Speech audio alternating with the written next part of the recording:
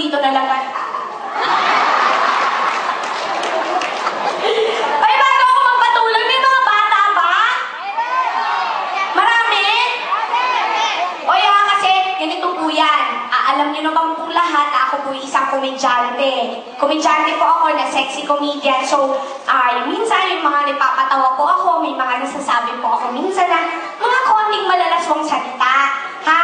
So, patubayan niyo po yung mga anak niyo. Kasi dapat kayo po ang magsabi tulad ng, kunyari, nasabi ko, Pepe, sabihin niyo pagkain yun.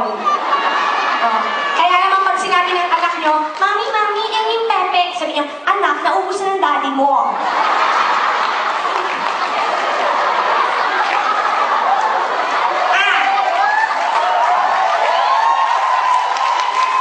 Para hindi sila mag-isip, at least na-explain nyo.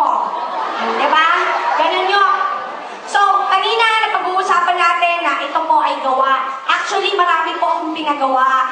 Maglaro tayo ha. Hulaan nyo ano-anong pinagawa ko sa katawan ko. There are 248 possible answers.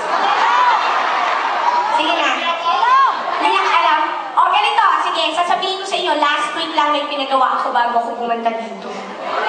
Hindi, matagal na ilong. Oo. Ay, hindi nyo mahulaan. Ang pinagawa ko last week, yung Pepe ko, pinagawa kong pahalang.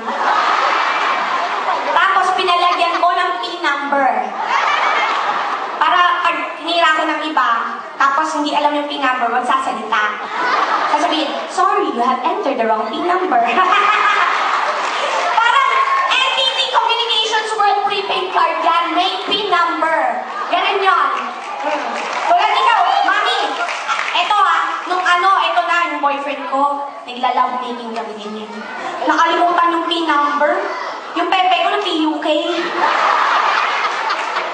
Dinala ko pa sa shop, pinakanlak ko. Pero in fairness, nung pinakanlak ko, nagulat yung mama doon. Sabi, ay, ang ganda naman pala ng Pepe mo, KitKat, 3G na.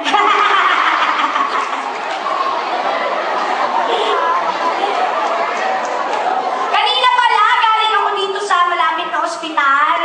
Oo, nagulat ako. Akala ko hindi ako makakapag-show kasi medyo parang nangangati-ngati ako. Akala ko may UTI ako. Alam mo, kinausap ako nung may doktor na Pilipino. Sabi, bakit paano ka ba wiwiwi, KitKat? Eh, kasi po pag-iihi ako, syempre po, nagpupunas naman ako ng tissue. Tapos sabi, ay, wag yung ginagamit yun. Eh, bakit po? Masama pala sa babae pag umiihi, tissue yung ginagamit. Kasi pag pinitik nyo yan, puro fiber. Pag napunta yan sa doon, laging mangangate, magkaka-UTI, gano'n. Eh, sabi ko, Dok, anong gagawin ko pag iihi ako? Ganito gawin mo, ihi ka. Shhh!